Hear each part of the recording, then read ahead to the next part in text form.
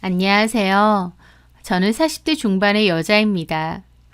예전부터 저를 알고 있던 사람들은 지금 제가 사는 모습을 보면 몹시 놀라요. 버스비 아끼려고 40분 거리를 걸어 다니던 제가 지금은 60평대 아파트에서 벤츠 끌고 다니면서 떵떵거리며 사니까요.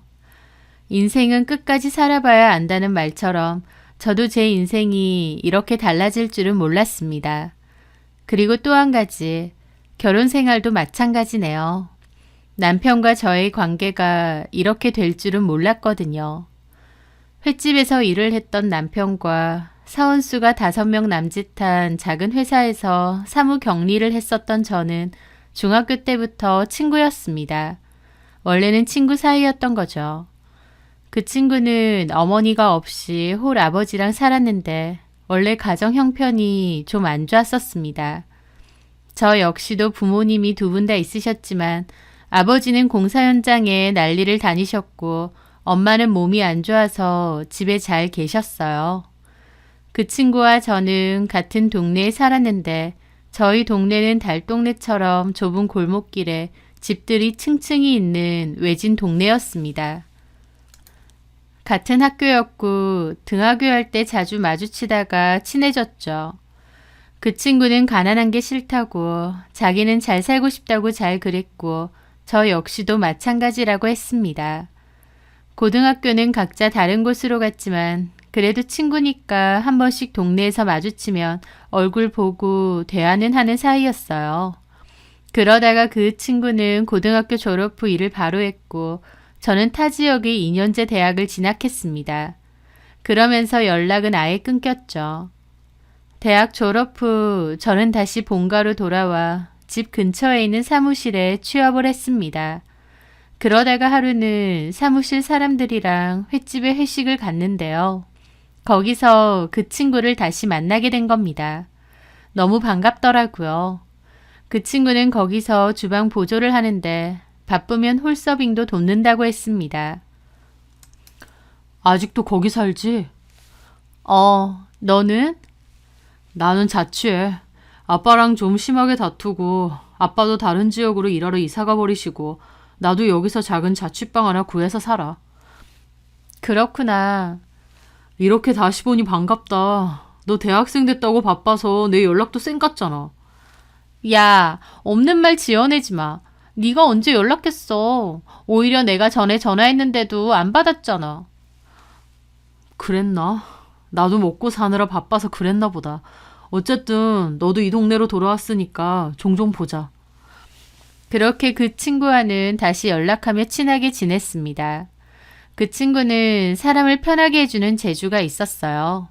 비록 형편은 어려웠지만 그래도 하루하루 열심히 사는 그 친구가 멋있어 보였습니다.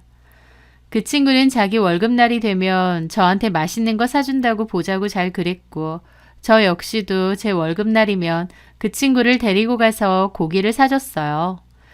그 친구는 자기가 원래 회를 좋아하는데 횟집에서 일하다 보니 지겹다며 고기가 좋다고 하더라고요.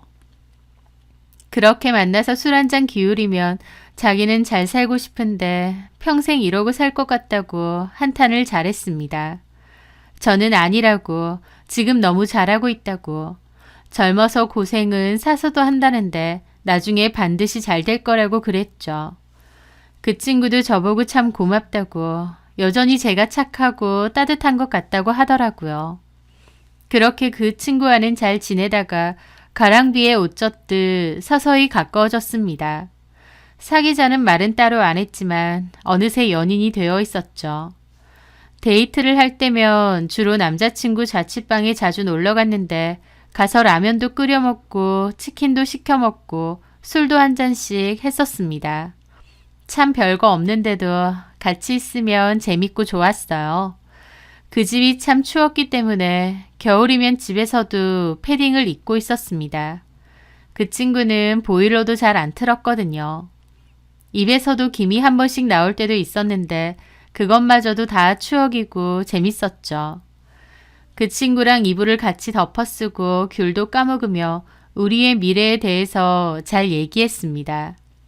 같이 있는 것만으로도 그토록 행복하고 좋았어요. 그래서 저는 그 친구와 결혼도 했습니다. 가난한 두 사람이 결혼하면 또 가난할 수밖에 없겠지만 그래도 젊고 열심히 일해서 같이 잘 먹고 잘 살자고 했어요. 그렇게 결혼 후 그 남자는 횟집에서 계속 일을 했고 저도 사무실에서 일을 계속 했었습니다. 결혼하고 2년 뒤에 아이를 낳게 되었는데 그동안 열심히 모은 돈으로 18평대 오래된 아파트로 이사 갔습니다.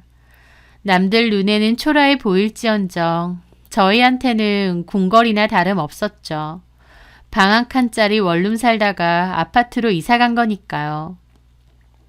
이렇게 조금씩 늘려가면 된다고 생각했습니다.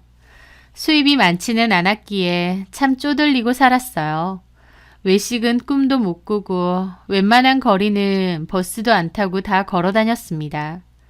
아이 옷은 얻어 입히고 분유도 제일 싼 거, 기저귀도 저렴한 일회용 기저귀랑 천 기저귀를 같이 썼습니다.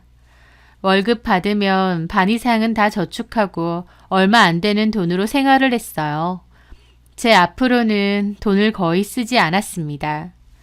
어쩔 때는 맨날 같은 옷만 입고 다니니까 사무실 동료 언니가 불쌍하다고 자기 안 입는 옷을 준 적도 많아요. 자존심 상하고 그런 것도 없이 좋다쿠나 받아 입었습니다. 그렇게 알뜰살뜰 정말 열심히 돈을 모았어요. 하지만 어느 날 연락을 받았습니다. 타 지역에 사시는 시아버지가 병에 걸리셨고 병원비가 필요하다는 것을요. 아버님은 결혼식 때 딱 한 번 뵀었고 거의 왕래도 연락도 없이 살았거든요.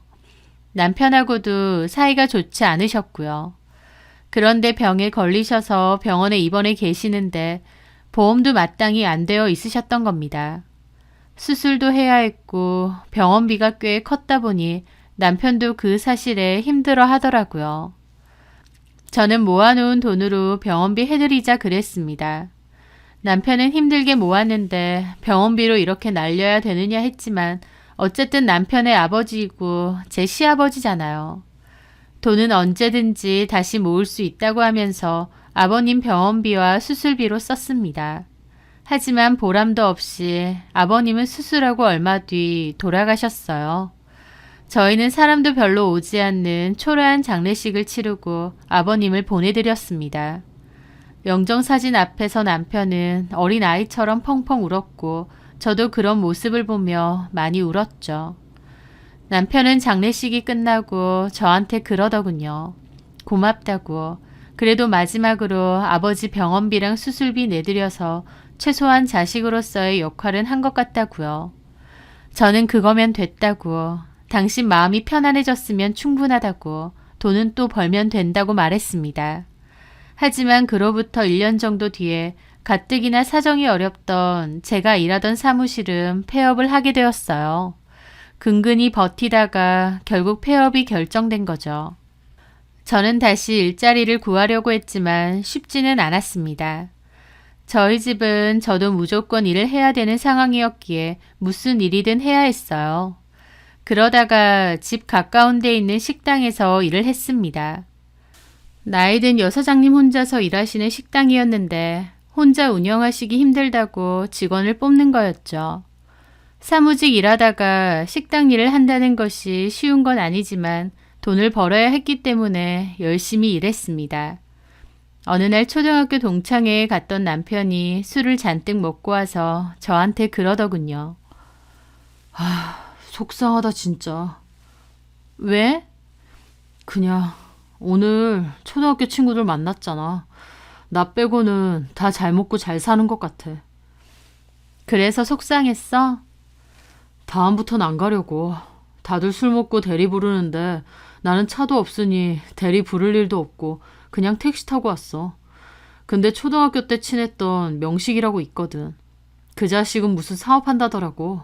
벤츠 타고 와서 거들먹거리는데 차는 진짜 좋더라. 벤츠 좋지. 그 친구 돈 많이 벌었나 보다. 예전에는 그 자식 우리 집보다 못 살고 빌빌거렸는데 지금은 그런 차 끌고 다니는 거 보니까 나는 여태껏 뭐 했나 싶고. 너도 열심히 살았잖아. 그런 거 비교하지 마. 비교하면 끝도 없어. 근데 비교가 안 될 수가 없잖아. 나도 잘 살고 싶은데. 나는 그냥 평생 이 모양 이 꼴로 살 것 같아. 나도 그런 차 한번 타봤으면 소원이 없겠다. 저는 남편의 투정에 아무 말 하지 못했습니다. 저의 형편의 벤츠라니 그건 정말 꿈 같은 이야기였으니까요. 그렇게 결혼 생활도 13년 차가 됐을 무렵이었어요. 저는 그 식당에서 여전히 일을 했습니다. 식당 사장님이 저를 엄청 좋게 보셨고 딸처럼 잘 챙겨주셨습니다.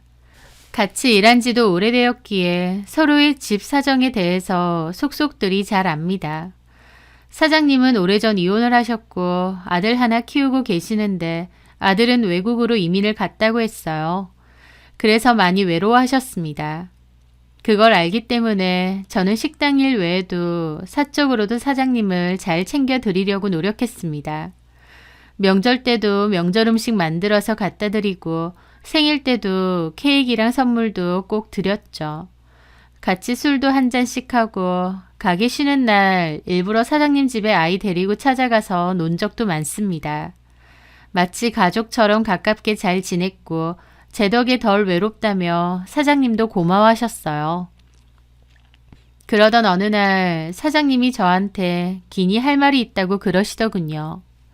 그러면서 하시는 말씀이 아들 내에 따라서 외국 가서 살기로 결정을 내렸대요. 사실 그 전부터 아들이 한 번씩 오라고 같이 살자고 얘기했었는데 사장님은 그냥 안 간다고 하셨답니다. 아들은 그립지만 타국 생활이 너무 낯설다고요. 그런데 더 나이 들기 전에 이제는 아들 옆에서 지내고 싶어서 오랜 고민 끝에 결정을 내렸다고 하셨어요. 아들도 계속 그리워하시고 손주들도 보고 싶어 하셨기에 잘 됐다고 생각하면서도 제 일자리가 또 사라지는 거니 저도 좀 막막했죠. 그런데 사장님이 그러시더라고요. 지금 이 가게에서 저보고 장사하라고요. 건물 안에서도 그 식당 자리는 사장님이 아예 분양받으신 거라 사장님 소유였는데요. 그걸 말도 안 될 정도로 싸게 저한테 넘기신다고 했습니다. 그 정도면 이 식당을 거저 주시는 거나 다름없었죠. 아무리 한 식구처럼 잘 지냈다지만 그래도 엄밀히 말하면 남인데 이렇게까지 하시는 게 놀라웠죠. 하지만 사장님은 그동안 제 덕분에 외로움을 많이 잊고 살았다고 평생 손때 묻은 내 식당 한 칸인데 저한테 넘기고 가고 싶다고 하셨습니다. 분명 좋은 기회였고 저도 제 식당을 차리고 싶다는 꿈은 있었기에 감사하게 그 제안을 받아들였어요. 사장님은 저한테 가게를 넘기시고 외국으로 떠나셨어요. 그리고 저는 수많은 고민 끝에 그 가게에다가 분식집을 차렸습니다. 사장님이 줄곧 하셨던 음식으로 계속 하는 것도 괜찮았지만 저는 그맘때 계속 떡볶이집을 하면 참 잘 되겠다는 생각이 많았거든요. 왜냐면 일단 근처에 학교도 많고 아파트가 많았고요. 또 그때가 한창 큰 일회용기통에 한가득 담아주는 프랜차이즈 떡볶이 붐이 일어날 때였습니다. 시류를 잘 타면 꽤 괜찮을 것 같다는 판단이 섰고 나름의 메뉴 개발 끝에 떡볶이집을 열게 되었죠. 저는 프랜차이즈가 아니다 보니 초반에는 당연히 장사가 잘 안 되었습니다. 게다가 기존의 식당인 줄 알고 오셨다가 떡볶이집인 거 알고 그냥 돌아가시는 분들도 많았고요. 저희 남편도 그냥 원래 하던 거 하지 왜 무리수를 둬서 메뉴를 바꾸냐고 많이 뭐라고 했죠. 하지만 제가 만든 떡볶이 맛에 자신도 있었고 이상하게도 잘 될 거라는 믿음이 있었습니다. 지금 생각해보면 참 터무니없는 믿음이기도 했죠. 거대 프랜차이즈 떡볶이집이 성황인데 이름도 없는 제 떡볶이집이 잘 될 거라고 생각했다는 게요. 그런데 이상하게도 분명히 제가 잘 될 것 같다는 그 확신이 드는 겁니다. 살면서 그런 또렷한 확신이 든 적도 별로 없는 것 같아요. 저는 누가 뭐래도 뚝심 있게 장사를 이어나갔고 배달 장사에도 최선을 다했습니다. 그러면서 서서히 입소문이 퍼지고 배달 손님과 홀 손님도 늘어났어요. 떡볶이지만 저만의 특별 소스가 들어갔기 때문에 저희 가게를 찾는 손님들이 점차 늘었죠. 저는 기존의 김밥 말고 삼각김밥으로 사이드를 만들었고 그것도 덩달아 인기가 많아졌습니다. 한번 물살을 타기 시작하니 점차 잘 되기 시작했어요. 갈수록 장사가 잘 됐고 직원도 2명이나 더 구했습니다. 하루 종일 정신없이 바빴죠. 그렇게 2년 넘게 장사를 해오다가 동네 맛집으로 유명해졌고 제안도 많이 받았습니다. 그러다가 결국 프랜차이즈까지 내게 되었죠. 제 가맹점이 하나둘씩 늘면서 돈이 저절로 쏟아져 들어오는 기분이었어요. 1,000원 한 장이 아쉬웠던 그 옛날이 무색하게도 돈방석에 앉기라도 한 듯 돈을 벌어대기 시작했습니다. 그때가 제 인생에서 가장 행복했던 때였던 것 같아요. 일도 잘 되고 있고 돈 걱정도 없어졌으니까요. 제가 장사를 시작하고 5년 만에 저희는 60평대 아파트로 이사를 갔습니다. 이사 가던 날 남편과 아이와 얼싸안고 울었죠. 남편은 제 떡볶이집이 잘 되기 초반부터 진작에 횟집은 그만두고 가맹점 관리 일을 했습니다. 사실 말이 가맹점 관리지 관리해주는 직원은 따로 있고 남편은 명함만 관리자였어요. 한마디로 제가 돈을 잘 벌기 시작하고부터는 남편은 따로 일을 하지 않고 집에서 놀며 취미생활만 하면서 다녔습니다. 남편이 그렇게 하고 싶어 했고 저는 여태까지 열심히 일했으니 쉬라고 그랬죠. 그때 남편은 중고 승용차를 타고 다녔는데 그 차도 제가 사준 것이었습니다. 떡볶이집 1년 차쯤에 가족차가 없었기에 한 대 샀던 거고 잘 타고 다녔는데 그맘때 남편은 부쩍 차를 바꾸고 싶다고 잘 그러더라고요. 네가 잘 나가는 요식업 사장님인데 이 차가 말이 돼? 잘만 굴러가는데 뭐. 아니야. 얼마나 시끄러운 줄 알아? 이 차가 13년이 넘은 차야. 내가 타기 전에 무려 2명이나 더 탔던 중고차잖아. 여보는 몰라서 그렇지 잔고장이 너무 많아서 야금야금 계속 고치고 있다니까. 요즘은 시동도 잘 안 걸려. 이러다가 갑자기 차 퍼질지도 몰라. 그래? 타고 다닐 땐 모르겠던데. 벤츠 신형 봤어? 와, 좋더라. 솔직히 여보처럼 벌면 그 정도는 타줘야 되는 거 아닌가? 괜히 낭비하지 말자. 유지비도 많이 들고 고장나면 수리비도 엄청 비싸대. 그런 것까지 생각하고 사야지. 왜 이래? 돈 잘 버는 사업가가. 여보 정도면 그 정도 급은 타야 된다니까? 글쎄. 아무도 안 믿겠다. 그 잘 나가는 떡볶이 체인점 대표님이 이런 똥차 타고 다니는 거 알면. 하면서 남편은 차를 좀 바꾸자고 궁시렁거리더라고요. 저는 돈을 잘 벌게 되긴 했지만 그렇다고 과소비를 하고 싶진 않았습니다. 그래서 그 흔한 명품 가방 하나 없었거든요. 하지만 그런 저를 보고 남편은 이제 궁색맞게 살지 말자. 돈을 벌면 그만큼 잘 써야 된다고. 라고 잘 그랬습니다. 그래서 저는 얼마 뒤 있었던 남편의 생일에 깜짝 선물을 준비했어요. 가족끼리 외식을 했는데 제가 남편에게 선물이라고 작은 상자 하나를 건넸습니다. 이게 뭐야? 시계? 열어봐. 당신이 아주 좋아할 거야. 남편은 어리둥절해하며 상자를 열었더니 얼굴이 엄청 환해지는 겁니다. 신형 벤츠 차 키였거든요. 여보! 이제 만족해? 남편은 눈물까지 글썽이며 저를 얼싸안더라고요. 자기 최고! 자기 최고야! 차 어딨어? 우리 집 주차장. 설마 아까 전에 나올 때 주차되어 있던 그 차? 내가 이거 진짜 신형이라고 멋있다고 했던 그거? 맞아, 그거. 남편은 입이 귀에 걸릴 정도로 좋아하더라고요. 여보, 선이야. 그게 진짜 내 차야? 그렇다니까. 식당에서 시끄럽게 하지 마. 남들 다 보잖아. 보면 어때? 우리 능력 좋은 와이프가 무려 차를 선물해줬는데. 이야, 내가 결혼 잘했구나. 당신이 내 로또구나. 아, 오버한다. 그만 좀 해. 남편은 60평 아파트로 이사 갔을 때보다 오히려 차를 바꿔줬을 때 더 좋아했습니다. 그게 저렇게 좋을까 싶을 정도였죠. 하지만 기뻐하는 남편을 보니 저도 좋더라고요. 남편은 그 차를 정말 애지중지했습니다. 손세차 용품들을 바로 주문했고 틈만 나면 손세차를 열심히 했어요. 차에서 내릴 때는 문콕 방지 가드를 꼭 걸어두고 다니고요. 차에 먼지 한 톨 안 떨어지게끔 관리를 했습니다. 그런 모습이 귀엽기도 하고 웃기기도 했죠. 아주 차가 마누라보다 더 중요하지? 그럴 리가 있어, 여보? 전에 명식이가 동창회에 벤츠 끌고 왔었다고 내가 말했던 거 기억나? 그 자식이 거들먹거리면서 집에 갈 때 나 태워준다고. 네가 언제 이런 차를 타보겠냐 그랬거든. 그런 소리까지 했어? 그래서 내가 됐다고 택시 타고 왔던 거야.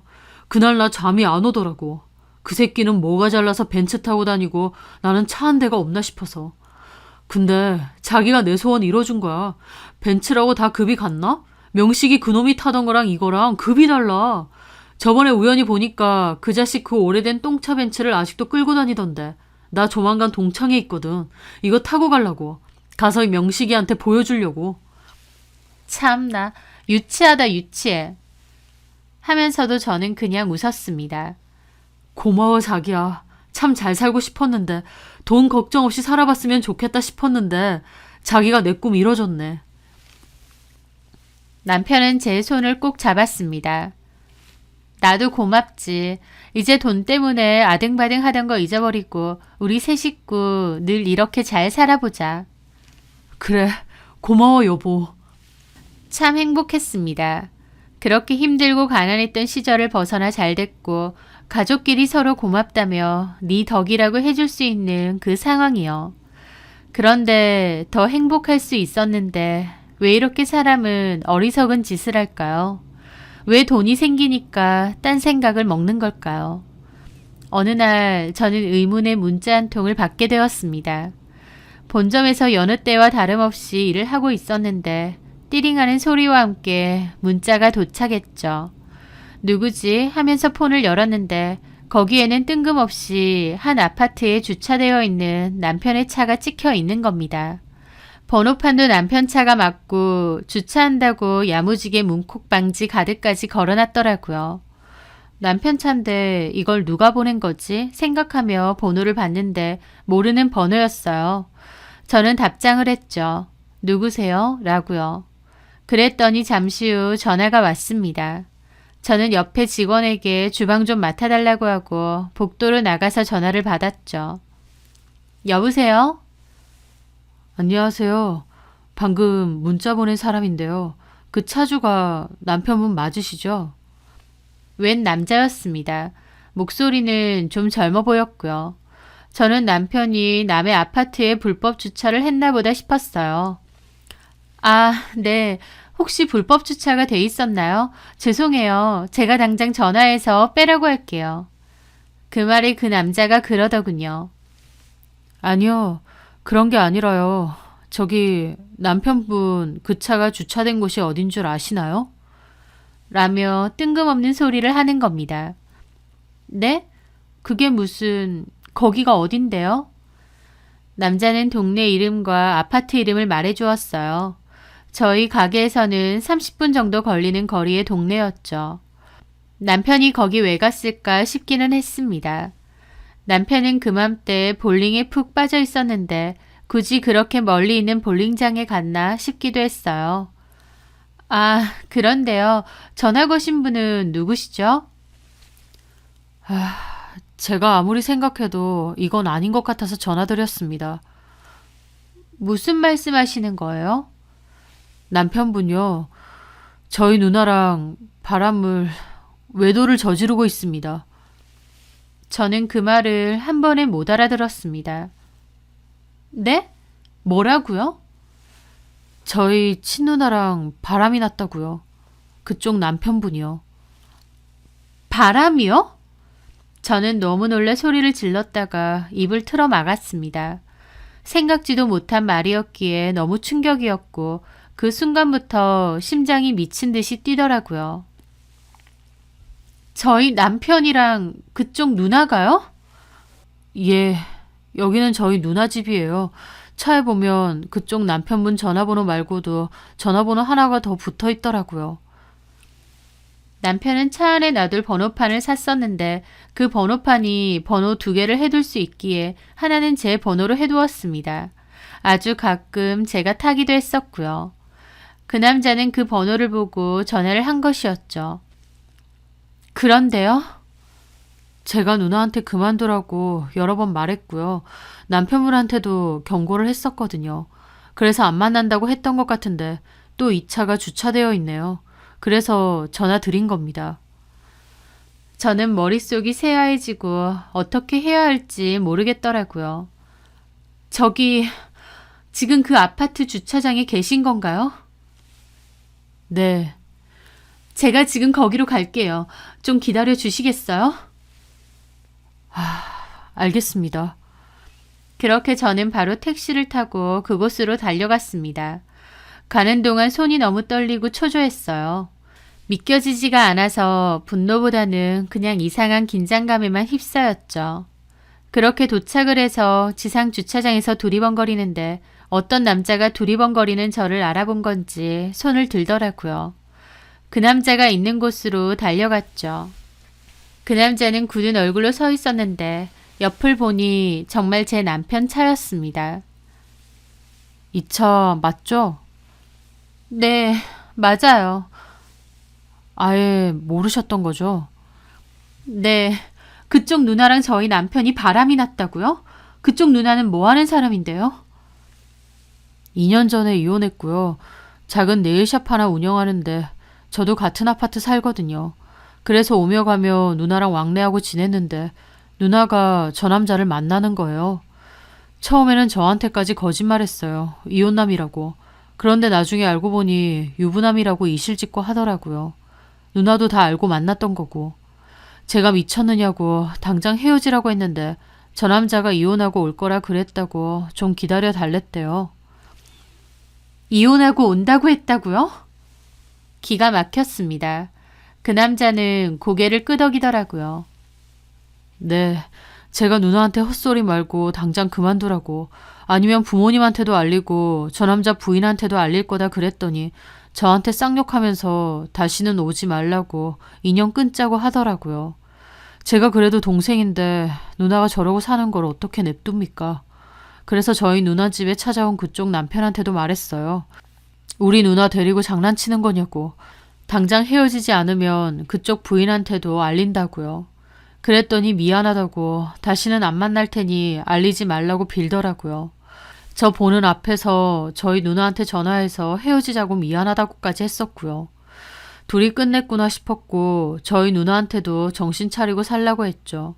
아니 근데 아까 여기 지나가다 보니 이 차가 떡하니 있는 겁니다. 제가 번호판을 기억해 뒀거든요.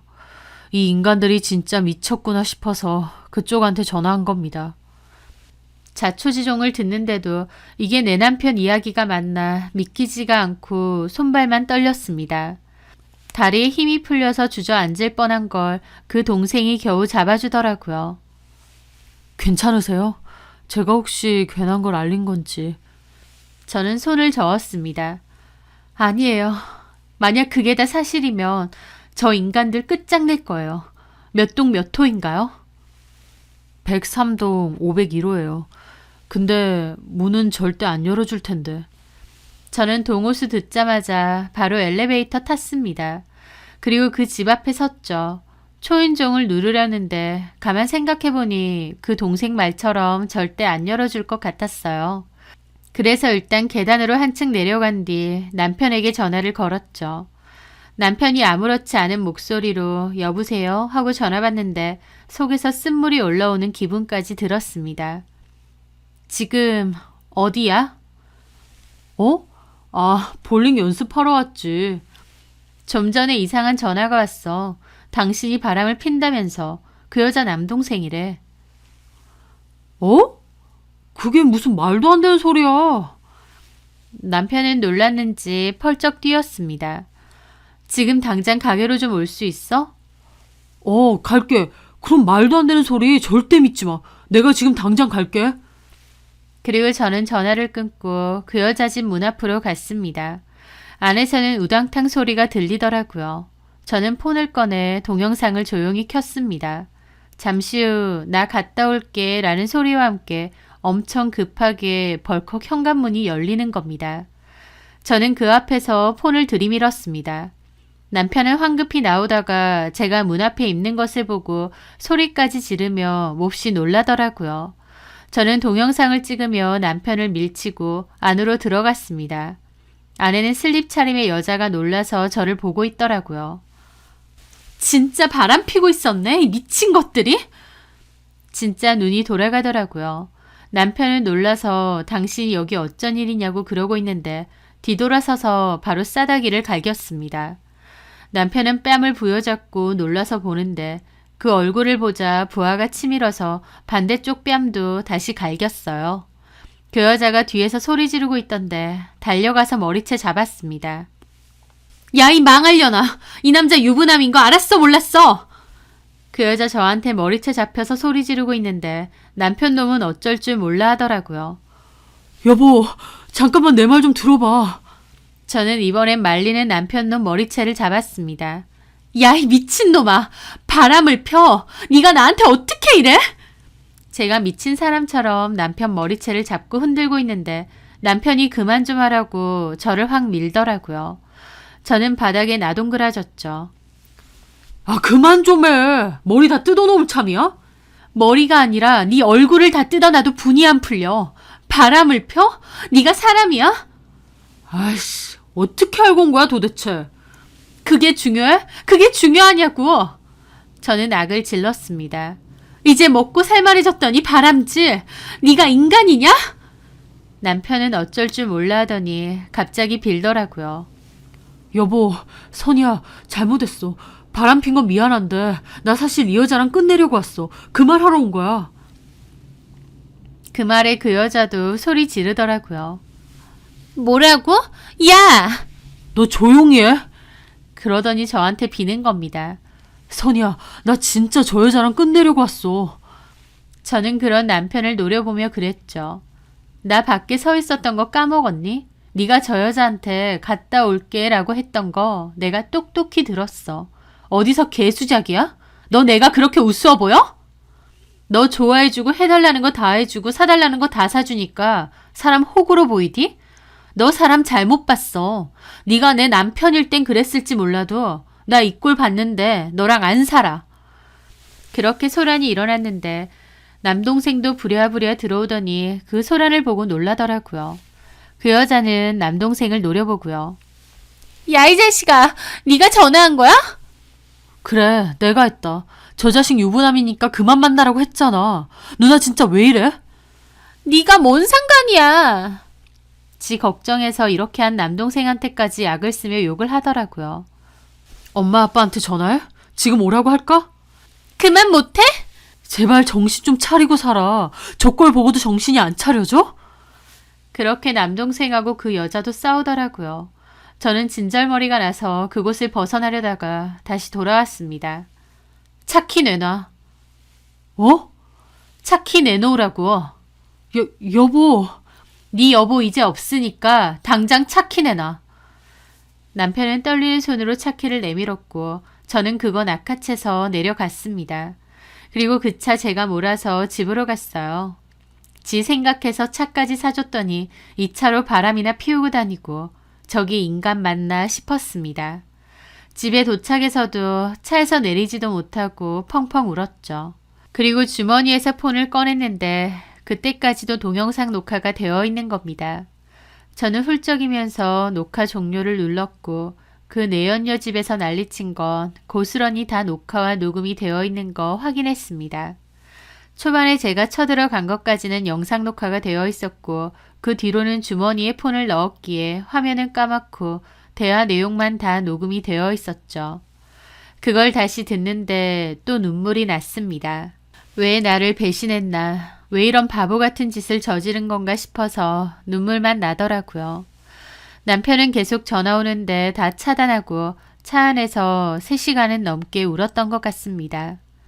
그렇게 눈이 떠지지도 않을 정도로 부은 채로 집에 들어왔더니 남편 놈이 기다리고 있더라고요. 저를 보자마자 무릎 꿇고 비는데 다시 보니까 열받고 원망스럽기만 했습니다. 내가 잘못했어. 내가 잘못했어. 그년한테 이혼하고 온다고 했다며.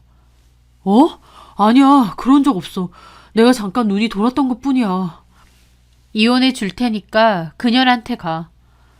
여보, 그년한테 가라고. 이 집에 있는 거 다 내가 읽은 거니까 놔두고 너는 그년하고 살아. 여보. 저는 방으로 들어가 장문을 걸어 잠궜습니다. 그리고 이혼을 하겠다고 마음을 먹었어요. 남편은 방 밖에서 잘못했다고 빌었지만 저는 배신감이 너무 컸기에 대꾸 한마디 하지 않았죠. 그렇게 다음날 변호사 사무실에 찾아갔습니다. 제 일에 대해서 상담을 했는데 돌아오는 답변이 좀 황당했어요. 증거가 확실해서 위자료 소송은 충분히 걸 수 있는데 혼인 기간이 10년이 넘었기에 이혼하면 남편 측으로 재산 분할을 해줘야 된다는 겁니다. 물론 남편의 잘못으로 이혼하는 것인데다 제 기여도가 훨씬 높아서 재산 분할 비율이 조정될 수는 있지만 어쨌든 혼인 기간이 그 정도면 재산에 관해서는 분할을 해줘야 된다더군요. 제가 해주지 않으면 남편이 얼마든지 재산 분할에 관한 소송은 걸 수 있답니다. 너무 억울했지만 법이 그렇다는데 어쩌겠나요. 저는 일단 이혼 소송은 좀 더 생각하기로 하고 남편과 그 여자 상대로 위자료 소송 먼저 청구하였습니다. 그 뒤로도 변호사와 많은 이야기를 했지만 어쨌든 혼인 기간 동안 같이 일군 재산은 분할해줘야 된다는 답변만 돌아왔습니다. 그래서 저는 결국 이혼은 포기했습니다. 재산 분할은 곧 죽어도 해주고 싶지 않았거든요. 다만 남편은 유책 배우자이기 때문에 저한테 이혼 제기를 먼저 할 수는 없었어요. 이혼 제기는 저만 걸 수 있는 거였죠. 그래서 이혼은 하지 않는 대신 저는 남편이 누리고 살던 모든 것을 다 뺏어버리기로 했습니다. 결국 저 남자가 저한테 원하는 것도 제 돈이잖아요. 그 돈을 다 뺏어버리겠다고 결심했죠. 먼저 저희 집에서 쫓아내 버렸습니다. 비밀번호도 바꿔버리고 집 자체를 그냥 내놨어요. 급매로 내놓고 저는 아이와 다른 집으로 이사 갔습니다. 당연히 남편한테는 이사간 곳은 알려주지 않았죠. 그랬더니 남편은 저희 가게로도 찾아와서 잘못했다고 빌더라고요. 그래서 제가 분명하게 말했죠. 나 너랑 이혼은 안 하겠다. 하지만 내 마음속에서 너는 더 이상 내 남편이 아니다. 별거 할 거니까 앞으로는 내 돈 한 푼도 건들 생각 말고 너 알아서 살아라 라고요. 남편은 제가 단호한 태도로 나오자 그럼 자기 살 집이라도 구해주라며 이렇게 마음대로 집을 팔아버리는 경우가 어딨냐고 따지더라고요. 저는 별거 하면서 내가 네 집까지 왜 구해줘야 되냐고 알아서 살라고 했더니 자기도 지금은 일을 안 하지만 예전엔 하지 않았냐며 자기 목도 있다고 주장하더라고요. 저 남편이 벌어왔던 월급에 생활비 빼서 철저하게 계산했습니다. 그렇게 하고 나니 남편 몫으로 얼마 남지도 않더라고요. 게다가 남편은 소송 끝나면 저에게 위자료도 줘야 되기 때문에 더더욱 남편 몫의 돈은 더욱 없었습니다. 그거 계산해서 주고 네 목 줬으니까 알아서 살라고 했어요. 별거 하는 와중에 너를 책임져야 될 이유는 없다고요.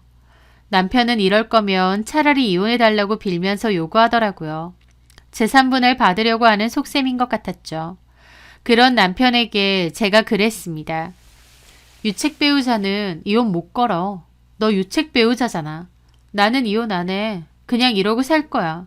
나 아쉬운 거 없거든. 라고요. 남편은 집단에도 변호사 사무실 상담 다니고 용을 썼나 본데 할 수 있는 건 없었던 것 같았습니다. 결국 남편과 저는 법적인 이혼만 아닐 뿐이지 이혼한 거나 다름없는 관계가 되었어요. 남편이 가게로 찾아오면 제가 영업방해로 경찰에 신고했기 때문에 남편도 더 이상은 가게로 못 오더라고요. 남편은 제가 준 돈에서 위자료 저한테 다시 주고 그나마 남은 돈으로 원룸 하나 구해서 살더라고요. 일을 그만둔 상태였기에 뒤늦게 배달일 시작했다고 했고요. 취미생활 어림도 없었습니다. 당장 벌어먹고 살기 급급한데 무슨 취미인가요? 60평대 아파트 살며 신형 벤츠 끌고 다니던 남편은 한순간에 원룸 살면서 오토바이 타고 다니는 신세로 전락하게 되었던 거죠. 저는 그 여자와 상대로 낸 위자료 소송에서도 승소해서 돈도 받아냈습니다.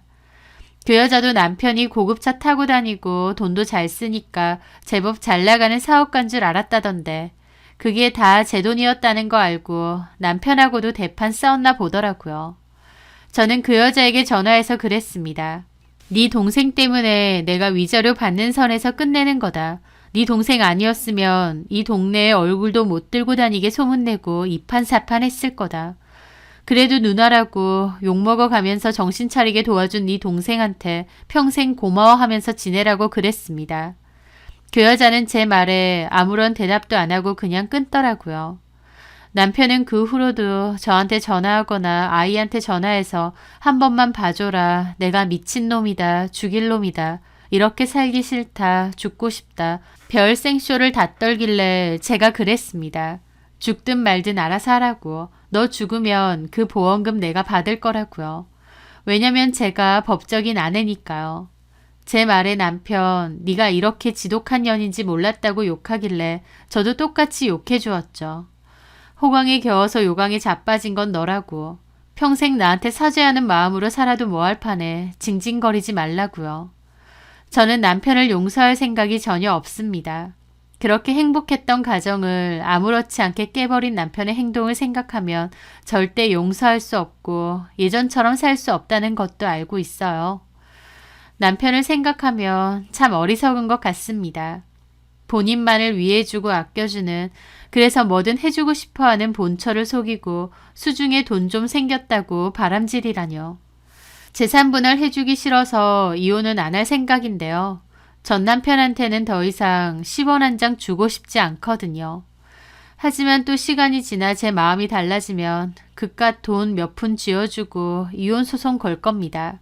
어쨌든 칼자루는 제가 쥐었으니까요. 그렇게 돈 걱정 없이 잘 살아보고 싶다며 그게 소원이라던 그 인간은 지한테 굴러들어온 복덩이를 아주 제대로 뻥 차버린 셈이죠. 가진 것에 감사함은커녕 의리마저 저버린 남편에게 참 걸맞는 결과가 아닌가 싶습니다. 그게 그 남자의 그릇이고 그 남자의 팔자겠죠. 저는 그런 인간 필요 없고 앞으로도 제 돈 열심히 벌고 모으면서 잘 살 겁니다. 남편이 끌었던 벤츠는 제가 끌고 다니고 있습니다. 사실 저는 돈을 잘 벌고 나서부터는 남편이 원하는 건 해줘도 저를 위해서 뭔가를 해준 적이 없는데요. 그게 제 스스로에게 참 미안하더라고요. 앞으로는 저를 더 사랑하고 챙기며 살아야겠다. 결국 나를 가장 위해줄 사람은 나밖에 없구나 많이 깨닫게 되었네요. 제 사연 들어주셔서 감사합니다.